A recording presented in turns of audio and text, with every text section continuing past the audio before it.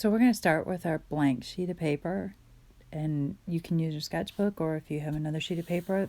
The drawing that we're going to do, I'm going to ask you, we're going to render one, like a half a sheet of paper very, very well. So we're going to take a half a sheet of paper and place it in the middle of there and create a border all the way around it. And I'm tracing, getting nice straight lines and having a nice rectangle in the middle of it. So that's why I'm tracing a half a sheet of paper. If you want to measure out, 1.5 inch borders all the way around your paper, go ahead and do that too.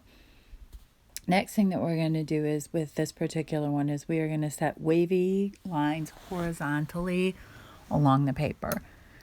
So they can be it's this random wave that we've got working here, and just like an undulation that goes across the page from side to side horizontally. And then I can do like mirror images where it gets really thick in some places and narrower in other spaces. It does not matter at all what you end up doing. So laying several lines across the page from side to side in pencil.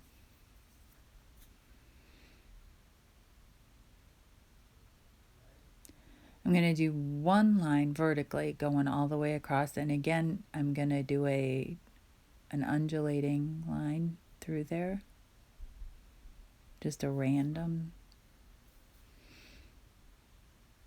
Now after that, I'm going to move into using a marker, A, because it's much easier to see inside of the video, and B, I'm using a permanent Sharpie, and what I can do at that point, it gives me a lot more options I could watercolor, I can use markers, I can use color pencils, and it's nice and dark and we can actually see what's going on at that point. So if you have a marker, great. If you don't, you can totally use a pencil. At that point, I'm going to start at that vertical line that I drew, and I'm going to arch on either side of it. Then to complete this, we're going to have, it's going to arch one way, the entire way, going outward. I'm going to finish up that